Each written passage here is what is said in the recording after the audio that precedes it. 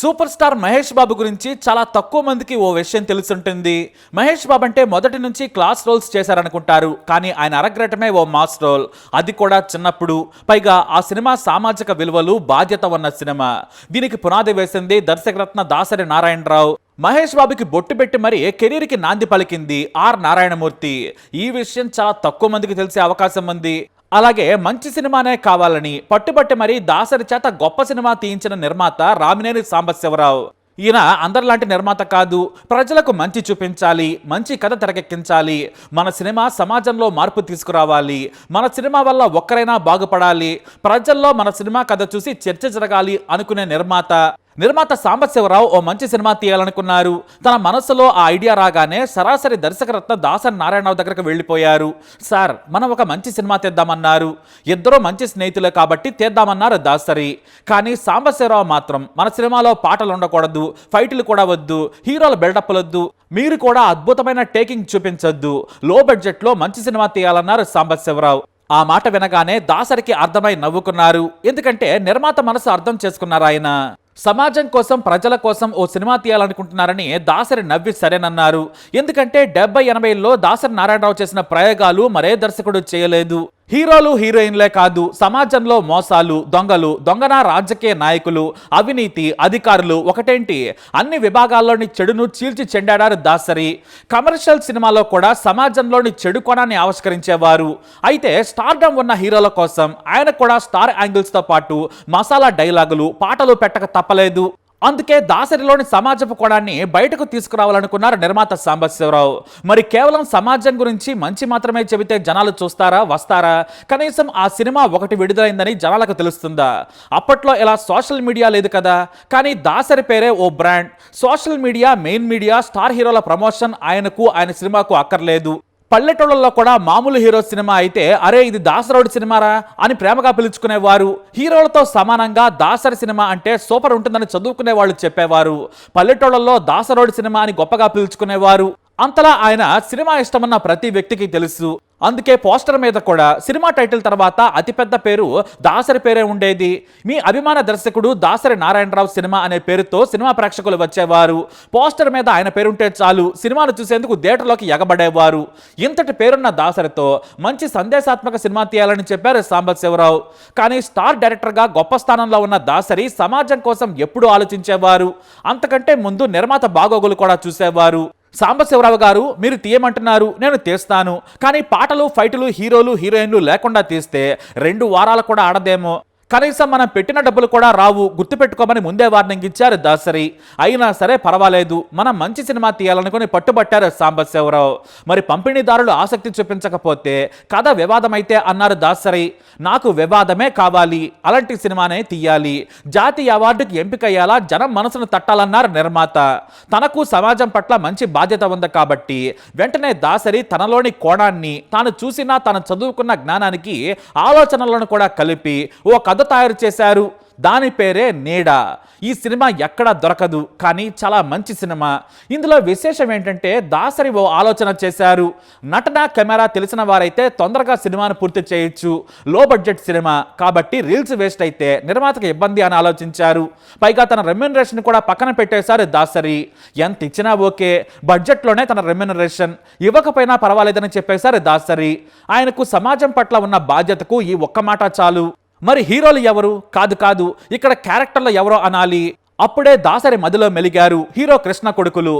అప్పటికి రమేష్ బాబు వయసు 14 ఏళ్ళు, మహేష్ బాబు ఏజ్ 4 ఏళ్ళు మాత్రమే. వారికి సినిమాలు తెలుసు, కెమెరా కూడా తెలుసు, చెప్పింది అర్థం చేసుకుంటారు, పెద్దగా ట్రైనింగ్ కూడా అవసరం ఉండదనుకున్నారు దాసరి. అంతేకాదు ఓ లో బడ్జెట్ సినిమా, కథ మాత్రమే జనం కోణంలో నుంచి చూపించే చిత్రం కాబట్టి కృష్ణ కొడుకులు ఉంటే తొందరగా తీయొచ్చనుకున్నారు దాసరి. అలా అని కృష్ణ పేరుని ఎక్కడా వాడుకోలేదు. కృష్ణ కొడుకులు నటించిన సినిమా అని కూడా చెప్పలేదు. ఎందుకంటే వాళ్ళు చేసిన నటన చూసి జనం ఎవరా అని వెతకాలి, అప్పుడే వారికి మంచి పేరు వస్తుంది. అంతే తప్ప మనం చెప్పడం వల్ల ఉపయోగం ఉండదనేది దాసరి ఆలోచన. ఇక ఆ వెంటనే కృష్ణ ఇంటి దగ్గర ఉన్న సమయం తీసుకొని నిర్మాతతో కలిసి వెళ్లారు దాసరి. తాము ఒక లో బడ్జెట్ సినిమా తీస్తున్నాం, కేవలం సమాజంలోని ఓ కోణాన్ని ఆవిష్కరిస్తున్నాం, ప్రజలకు అర్థమైతే మంచి జరుగుతుంది, అందుకు మీ 2 పిల్లలను తమ సినిమాలో నటింపజేయాలనుకుంటున్నాను, మీరు అనుమతిస్తే నా సినిమాతో పరిచయం చేస్తానని చెప్పారు దాసరి. ఆ మాట వినగానే కృష్ణ ఆలోచన ఏమాత్రం చేయలేదు. మీరు పరిచయం చేస్తానంటే నేను కాదంటానా? సరే అన్నారు కృష్ణ. అంతేకాదు నా వైపు నుంచి ఏ సాయం కావాలన్నా చేస్తానన్నారు కృష్ణ. కానీ మీ అనుమతి చాలన్నారు దాసరి. అలా రమేష్ బాబు, మహేష్ బాబు ప్రధాన పాత్రలో వచ్చిన సినిమా నీడ.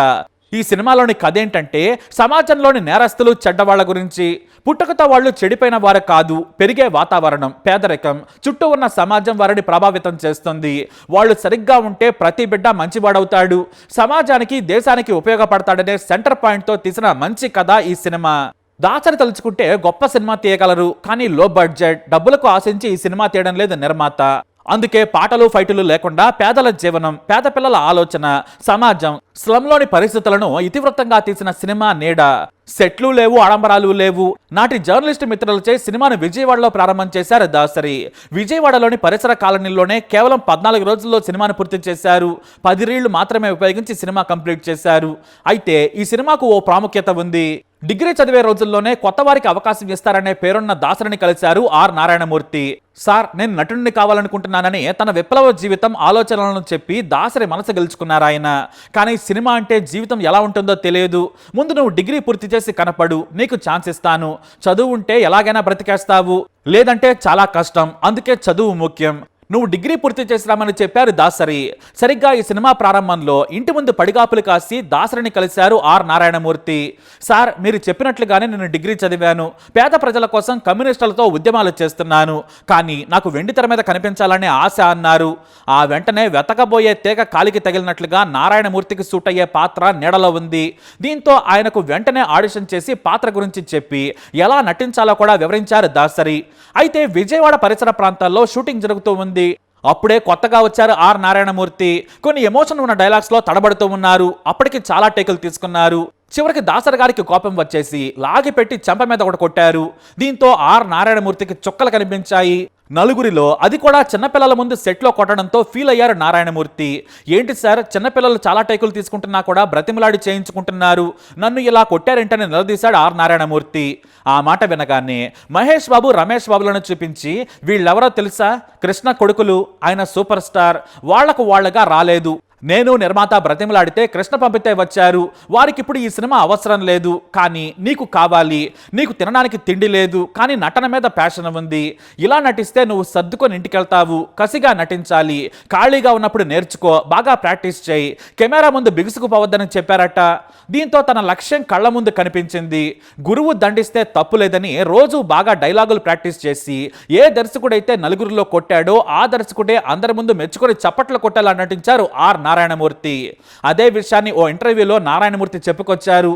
అలాగే మరో విశేషం ఏంటంటే, మొదటి రోజే సెట్లో మహేష్ బాబు నుదుట స్వయంగా కుంకుమ బొట్టు పెట్టి కెరీర్కు నాంది పలికారు ఆర్ నారాయణమూర్తి. అదే సెట్లో రమేష్ బాబు చిన్నప్పటి పాత్రలో కనిపించి మెప్పించారు. అయితే ఇందులో రమేష్ బాబుది బాలుడి పాత్ర అయినా కూడా మెయిన్ లీడ్, కథలు నడిపించే పాత్ర ఆర్ నారాయణమూర్తిది. రాడికల్ పాత్రలో కనిపించి మెప్పించారు. దాసరి దెబ్బతో పాత్రను అర్థం చేసుకోవడం తెలిసిందని ఇది మా గురువు గారు చలవేనంటారు ఆర్ నారాయణమూర్తి. పాత్ర పరిధి, బాడీ లాంగ్వేజ్ అర్థం చేసుకుంటే డైలాగ్ తీరు మారుతుందని చెప్పారు. ఈ సినిమా ఎవరు చూస్తారులే అని దాసరి కూడా అనుకున్నారు, కానీ జనం కోసం తీశారు. సినిమాని 10 రోజుల్లో పూర్తి చేసినా కూడా పోస్ట్ ప్రొడక్షన్ కోసం 2 నెలల సమయం తీసుకున్నారు. ఈ సినిమా 2 వారాలు అనుకుంటే ఏకంగా కొన్ని సెంటర్స్ లో 100 రోజులాడింది. ఎంతో మంది జర్నలిస్టులు, సినిమా విశ్లేషకులు, విమర్శకులు కూడా మెచ్చుకున్నారు. 4 కేంద్రాల్లో 100 రోజులు ఆడటంతో చెన్నై చోళా హోటల్లో 100 డేస్ ఫంక్షన్ ఘనంగా జరిపారు. ఈ కార్యక్రమానికి అప్పటి సీఎం కరుణానిధితో పాటు నాటి స్టార్లు అక్కినేని, కృష్ణలు కూడా హాజరయ్యారు. జనం కోసం ఆలోచించిన ఏకైక దర్శకుడు దాసరి. ఆయన తెలుగు చిత్ర కేసరి అని కరుణానిధి పొగిడారు. పిల్లల పెరుగుదలలో సమాజం, తల్లిదండ్రులు, చుట్టూ ఉన్న వాతావరణం ఎలా ప్రభావితం చేస్తాయో ఓ గొప్ప సామాజిక శాస్త్రవేత్తలా తీశారని పొగిడారు. అయితే జాతీయ చలనచిత్ర మండలికి ఈ సినిమాను పంపారు. ఖచ్చితంగా ఏదో ఒక అవార్డు వస్తుందనుకున్నారు. పైగా ఎల్వి ప్రసాద్ జ్యూరీ మెంబర్. సినిమాను చూడగానే ఇంత మంచి సామాజిక కోణం ఉన్న కథకు అవార్డు వస్తుంది, నేను రికమెండ్ చేస్తానని చెప్పారు ఆయన. నిజంగానే అందరూ మెచ్చుకున్నారు, కానీ సాంకేతిక కారణాల పేరుతో పక్కన పెట్టేశారు. సినిమా ఓపెనింగ్ లోనే సమాజం గురించి దాసరి గారు చెప్పిన మాటలు అద్భుతంగా ఉంటాయి. అలా దాసరి నారాయణరావు చేతుల మీదుగా మహేష్ బాబు బొట్టు పెట్టించుకొని సినిమా కెరీర్ను 4 ఏళ్లకై మొదలు పెట్టారు. ఆ తర్వాత రమేష్ బాబు, ఆర్ నారాయణమూర్తి కూడా నీడా ద్వారానే పరిచయమై స్టార్స్ అయ్యారు. రమేష్ బాబు మాత్రం వెనకబడ్డా కూడా సినిమాల్లో ఇప్పుడు మహేష్ బాబు బిగ్గెస్ట్ స్టార్. ఇక జనం కోసం నక్సలిజం సినిమాలు తీసి ఆర్ నారాయణమూర్తి కూడా గురువు దాసరి మాదిరిగానే డబ్బు కోసం చూడకుండా జనం కథలు తెరపై చూపించారు. ఇది నీడా సినిమా కథ. మరి ఈ ఇన్ఫర్మేషన్ పై మీ అభిప్రాయాన్ని కమెంట్ ద్వారా తెలియజేయండి. వీడియోని లైక్ చేయండి, షేర్ చేయండి, మా ఛానల్ని సబ్స్క్రైబ్ చేసుకోండి.